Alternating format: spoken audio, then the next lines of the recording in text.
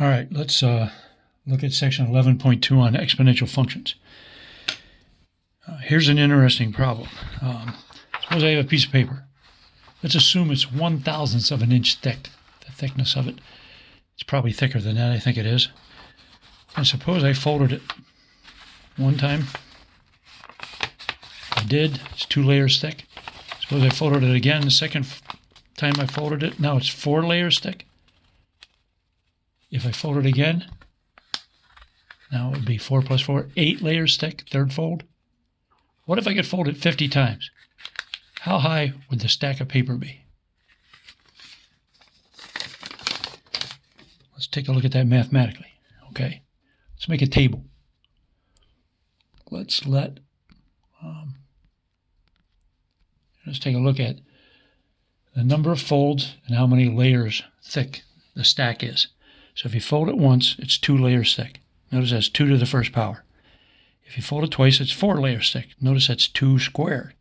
If you fold it 3 times, it'll be 8 layers thick, and that's 2 to the third. 4 layers, 16. 2 to the fourth layer, 2 to the fourth layers thick. Notice 2 to the power of the number of folds is the number of layers in the stack.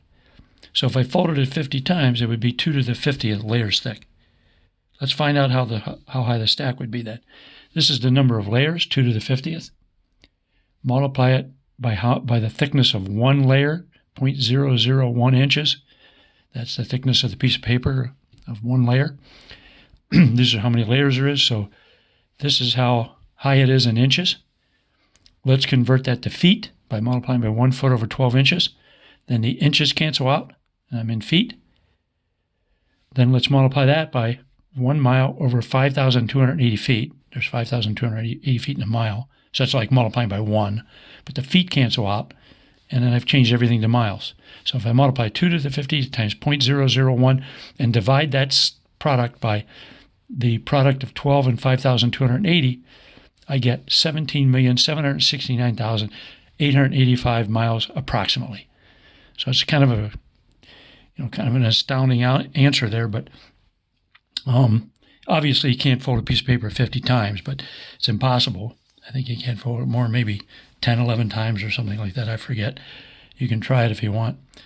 But anyway, the sun is 93 million miles away, so this is way past the moon, for example, and, a significant portion of the way towards the sun. So that's, it just shows how big 2 to the 50th must be. You can punch it in your calculator, but I don't know if it will give you an answer. It depends on your calculator, because that's a big number.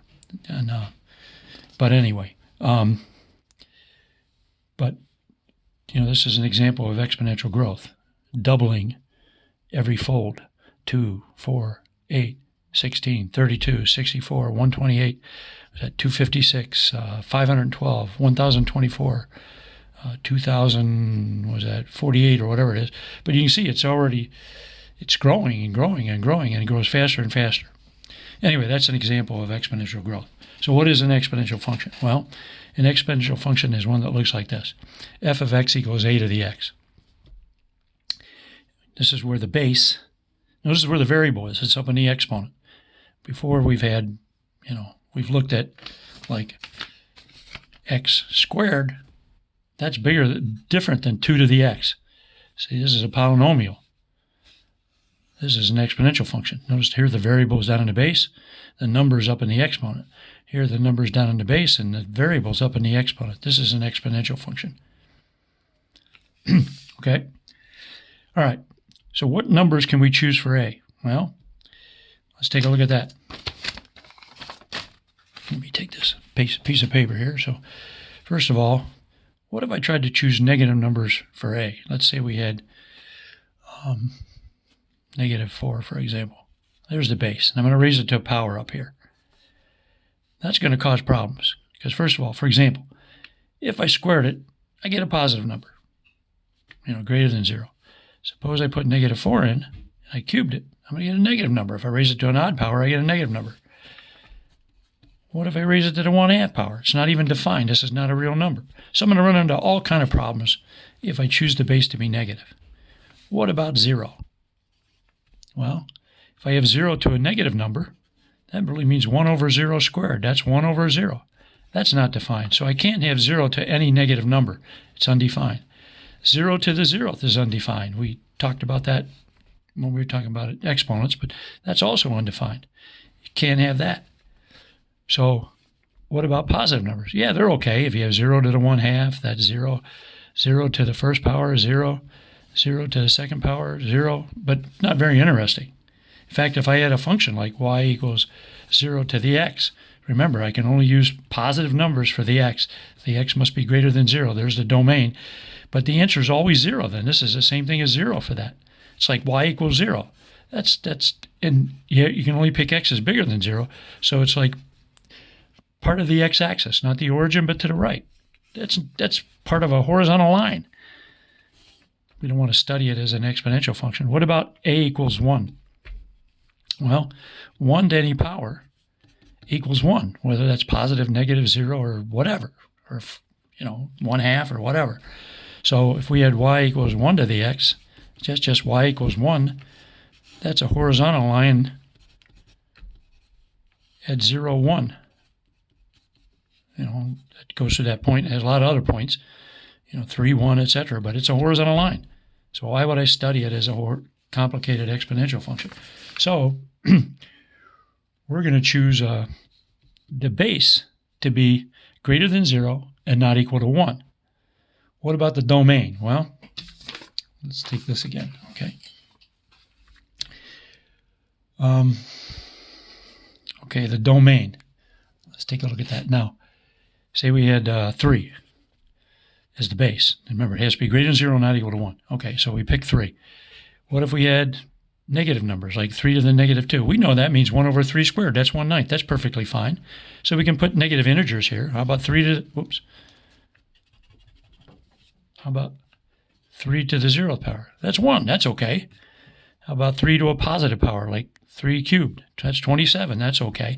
So it's okay to have integers up here for exponents. What about fractions, rational numbers that are not integers, like 3 to the 1/2? That's okay. That just means square root of 3. It's another way of writing it. What if it was 3 to the negative 1/2? That's okay, because that's 1 over the square root of 3. That's 1 over 3. That's 1 over 3 to the positive 1/2. What about 3 to the negative 3/5? That's okay. That's 1 over 3 to the 3/5. The 5 means take the 5th root. 3 means cubed, so we could write it as 1 over the 5th root of 3 cubed, which is 3 cubed, which is 27. But so it's okay to have a rational number up here. This is a rational number. We know what that means. We've already studied that. But what about irrationals? What if we have an exponent that's an irrational up here, like 3 to the square root of 2, let's say? How could we don't know what that means. How could we define this maybe, or try to figure out, or give it meaning? Let's take a look at that. Here, I had made this up one time. I'm going to try to give some kind of idea to what, or some kind of meaning to what 3 to the square root of 2 is equal to and what it means. Okay? Now, first of all, look.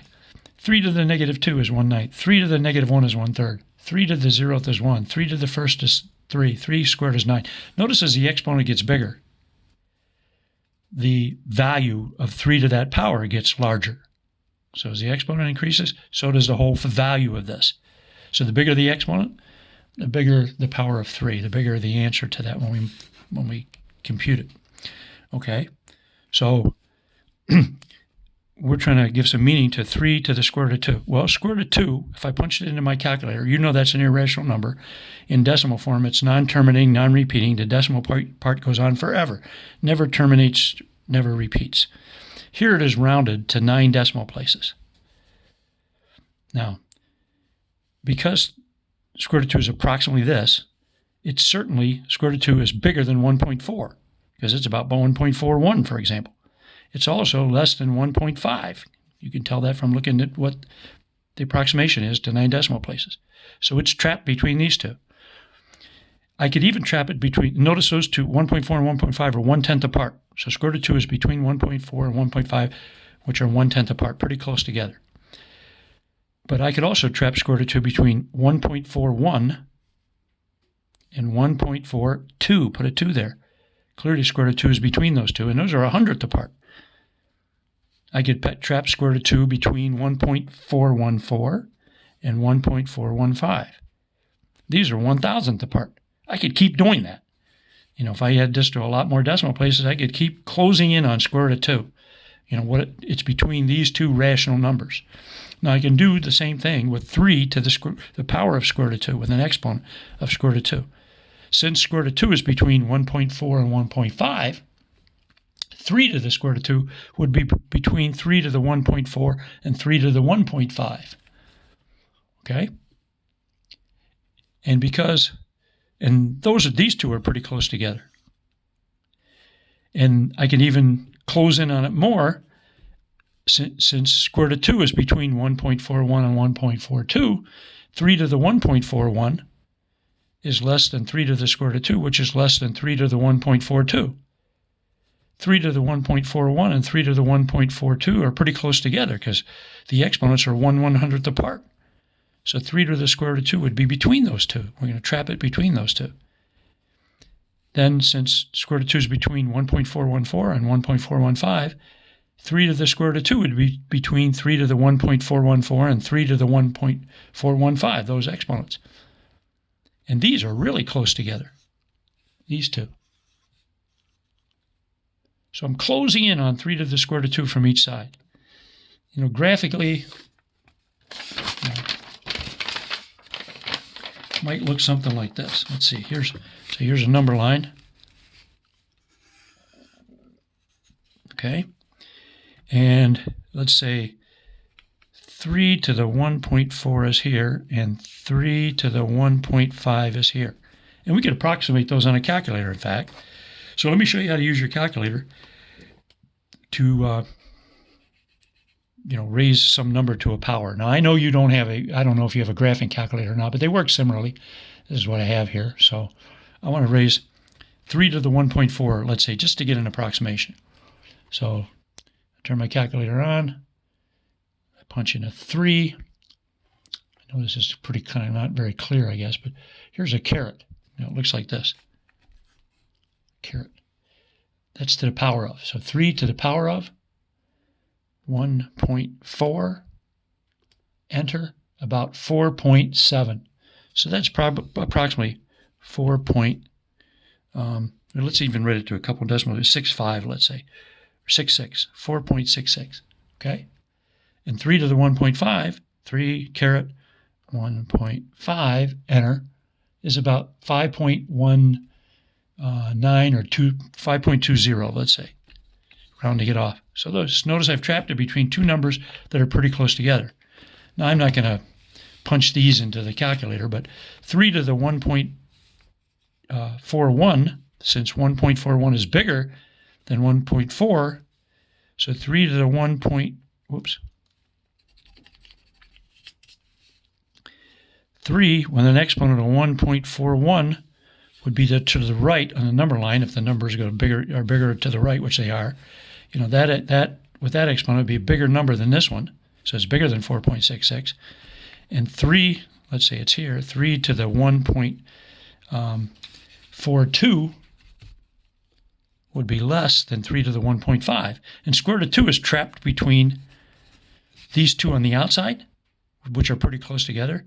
Then I've even I've got two numbers even closer together than these two, and square root of 2 is trapped between those two. And then 3 to the 1.414 might be here. Let's say it's that one. And 3 to the 1.415, those two numbers are even closer together, and square root of 2 is trapped between those two. So what I'm doing is I'm closing in on it from each side. So what is 3 to the square root of 2 equal to? It's the number that I'm getting closer and closer to by coming in from both sides.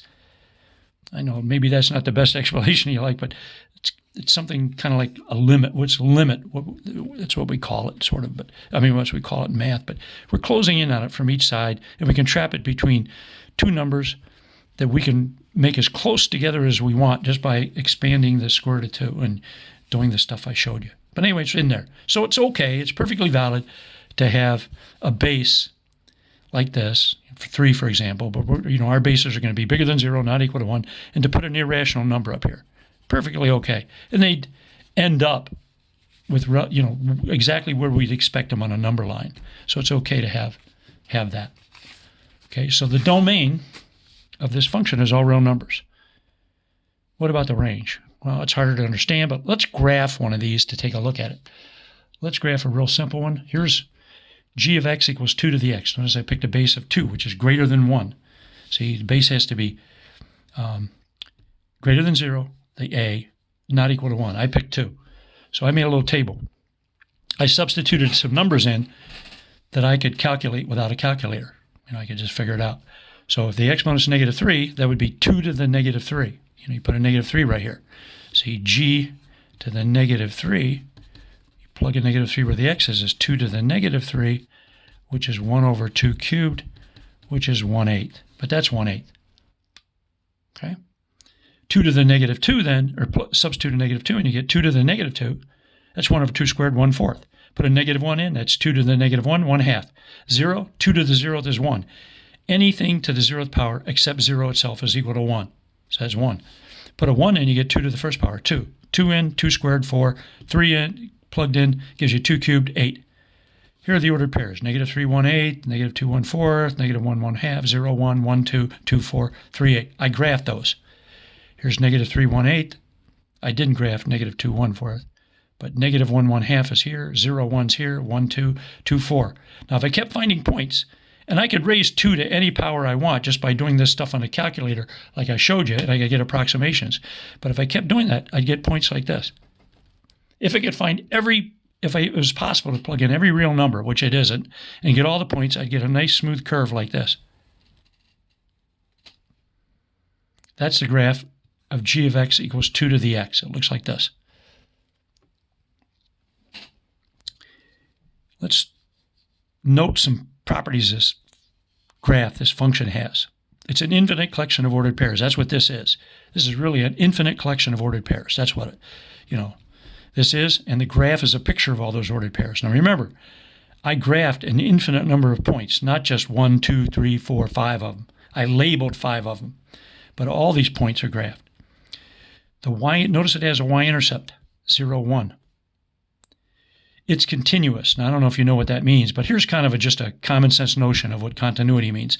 A function's continuous here on the real numbers. Continuous for all real numbers because that's a domain. It's continuous on its domain. If I can, this is just kind of a intuitive kind of common sense idea about that. If I can put my pencil on the graph and draw the whole thing without lifting it. See, if I had a graph that went along like this, it stopped. Maybe jumped over a point like that, and that point was missing. It's not continuous at this place right here, whatever that x value is. Some graphs do that, or maybe it stops and jumps to another spot. But there's different ways that a graph can be discontinuous. Here, this one's continuous. Also notice it's 1-to-1. Now, what does 1-to-1 mean? Again, you don't have to know this, but I'm explaining this for a reason, just give you an idea. 1-to-1 means for every x coordinates, there's one y coordinate. And for every y coordinate, there's one x coordinate. Now, for example, we graph parabolas. Here's the graph of y equals x squared. That is not a 1-to-1 function. This one is not 1-to-1. Because there's 2 different x's. If I substitute a 2 in for x, 2 squared is 4. 2, 4 is on this graph. But if I substitute negative 2 in, I also get 4. Notice here's 2 points on the graph that have the same y coordinate. 1-to-1 means for every x coordinate, there's one y coordinate. But also for every y coordinate, there's one x coordinate. But for the y coordinate 4, there's 2 x coordinates, 2 different ones. This is not 1-to-1. Notice they're right across from each other. So anytime a graph fails a horizontal line test, meaning you can draw a horizontal line and the graph is intersected more than once, it means it's not 1-to-1, but it also means there's one y coordinate that has more than one x coordinate associated with it. Similarly, if I had a graph like this is not a function, but if you had a graph like that, notice if I draw a vertical line here, it's not a function. Both of these points have the same x-coordinate. This might be, 3, 1, and this one might be 5, 1. But again, they have the same. Let me do that again. This might be 3, 1. This might be 3, 5. I don't know what I'm doing here. But notice they have the same x-coordinate. That's not 1 to 1. So you can tell if a graph's 1 to 1 by if it passes the vertical line test, that makes it a function. But if it also passes a horizontal line test, it's 1 to 1. This is a function because it passes the vertical line test, but it's also a 1 to 1 function because it passes the horizontal line test. For every x, there's one y. For every y, there's one x. Now, why is that important? Well, we'll talk about that a little bit later, but basically it means there's an inverse that's also a function. We skipped, if you look in the syllabus, we don't cover section 11.1, which is on composition of functions and inverse functions. I'm going to talk a little bit about them later on, but if a function is 1 to 1, it has an inverse function, which really means you're just switching all the ordered pairs around, but it has an inverse that's also a function. But anyway, it's 1 to 1. It's concave up. Remember we talked about with parabolas, how they're concavity. I said open up means concave up. Opening down means concave down. Well, this is concave up. Notice this also. Now, this is a little tricky here, but I don't know if you've seen stuff like this. But as the x-coordinate goes to negative infinity, as the x-coordinate decreases, like here's the x-coordinate's -1, then it's -3. As I move to the left, the x-coordinate's getting smaller. If I plugged in x equals, let's say, see, look, when I put in -3, it's 1 over 2 to the negative third. It's 2 to the negative third, which is 1 over 2 cubed, 1/8. If I just substituted in x equals, let's say, -10, that's 2 to the negative 10th, which is 1 over 2 to the 10th, which is 1 over 1,024, because 2 to the 10th is 1,024. So if I went back 10, I'd have to go up just a wee little bit. If you plugged in -20, it would be 1 over 2 to the 20th, which is way bigger than 1,024. If you plugged in -50, it would be 1 over 2 to the 50th. Up here we looked at 2 to the 50th must be an enormous number. So it would just be a wee little bit above the x-axis. So what happens is the graph goes to the left. As x decreases, as x goes to negative infinity, the y-coordinate, notice is, here the y-coordinate's 1/2, then over here it's 1/8, then it's 10 back, it's only up 1,024th. So what happens is this graph gets closer and closer and closer to the x-axis, never touches it. But the y-coordinate then gets closer and closer to 0. So as x goes to negative infinity, 2 to the x, which is the y-coordinate, goes to 0. That's the same thing as saying the y-coordinate gets closer and closer to 0. 2 to the x gets closer and closer to 0. Now what that means when something like that happens, when you have a graph that gets closer and closer to some line like this, sometimes it even crosses over and wobbles back and forth, but this one doesn't. It just gets closer and closer to this line right here. This line is called a horizontal asymptote. An asymptote is a line, the graph approaches. As you move along the curve forever, it'll get closer and closer to that line. It might even cross over back and forth, but it just keeps closing in on it and closing in on it. But this is it's an asymptote, but it's horizontal, so we say it's a horizontal asymptote, ASYMPTOTE. I don't know if the book tells you that or not. I didn't look at it closely enough. I forget. But that's a horizontal asymptote. So that's because as x goes to negative infinity, the y-coordinate gets closer and closer to 0, which means the graph is getting closer and closer to this horizontal line, closing in on it. So there's y equals 0, which is the x-axis. The x-axis and the equation y equals 0 are the same, is a horizontal asymptote to this graph. And when this means to the left, as x goes to negative infinity, as a graph goes to the left, the y-coordinate approaches 0. The graph flattens out and approaches this line, y equals 0, never touching it, always staying above the x-axis.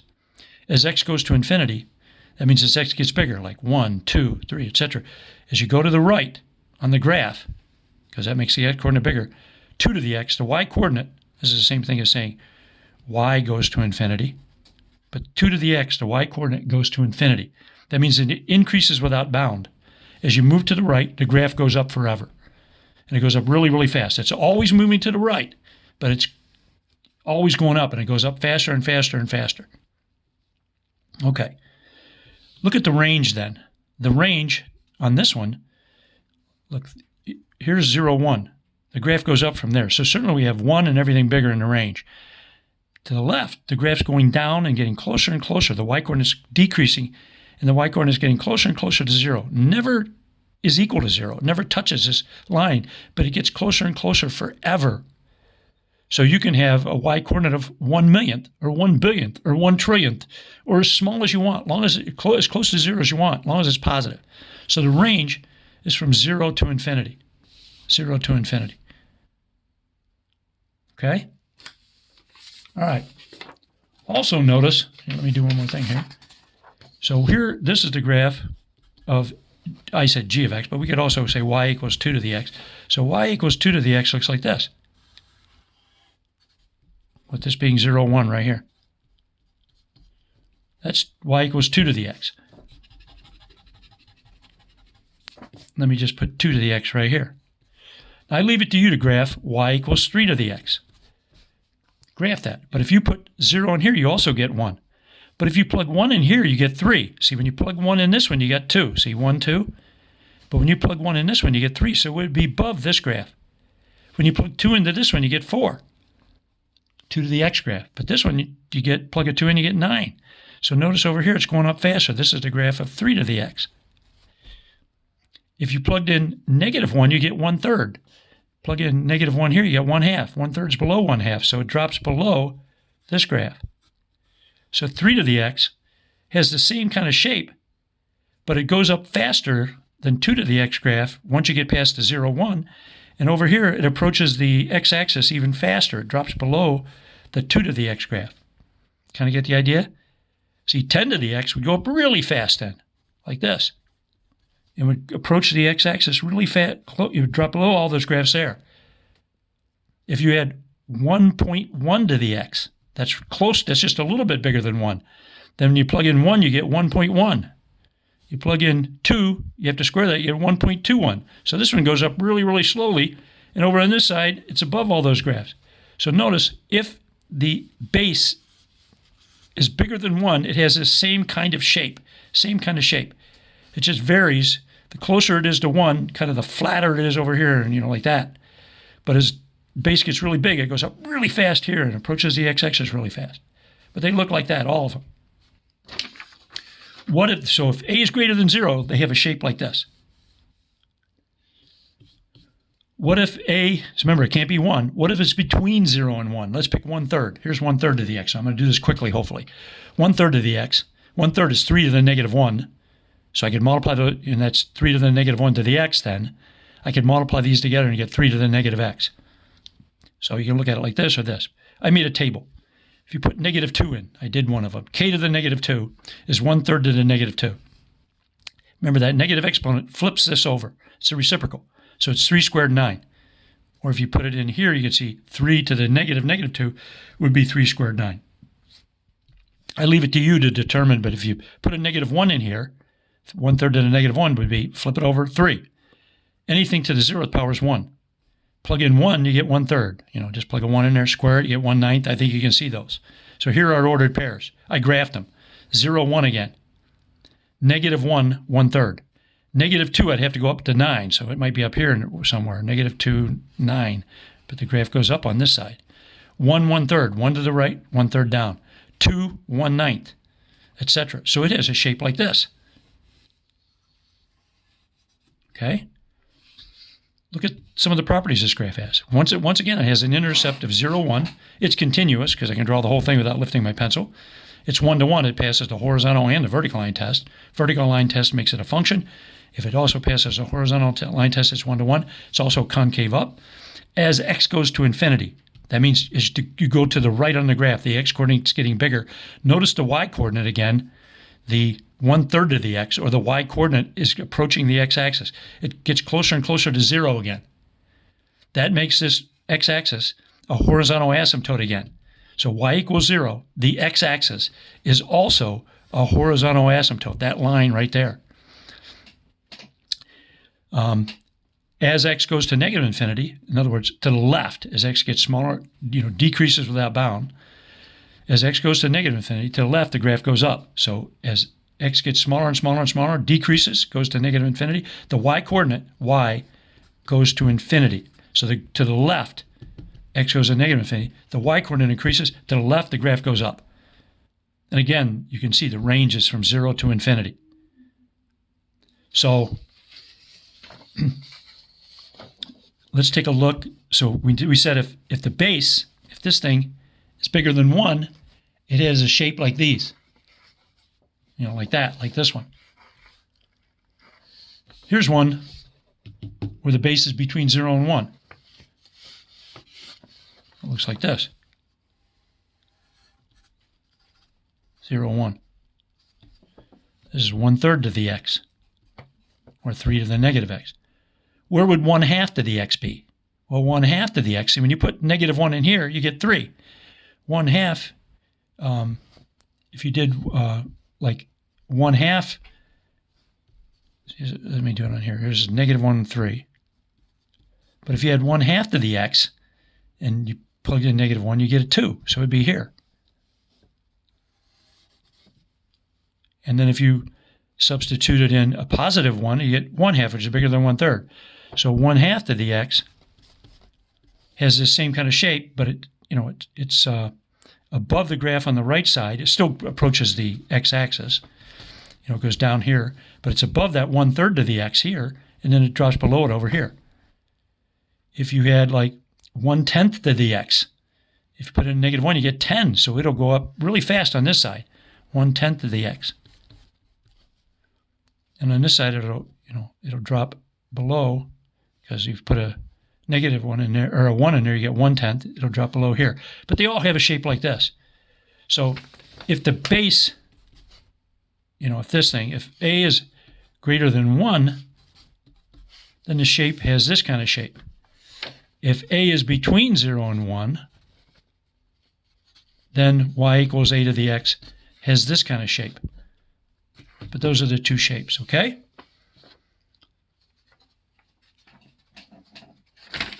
All right. Here's a handout I made once. I uploaded this, so I'm gonna try to put this on the I uploaded it to Canvas. I'm gonna try to make it so you can see it. I think I can figure out how to do that. But see, exponential functions. F of x equals a to the x. A has to be greater than 0. A is not equal to 1. Domain, all real numbers. Range from 0 to infinity. All that's on this piece of paper that I'm going to, or you'll see it on Canvas, hopefully. I'll put it on there. Now, this graph has one of two shapes. It either looks like this. By the way, this is decreasing. See, as x gets bigger, the y-coordinate gets smaller. The graph goes down left to right.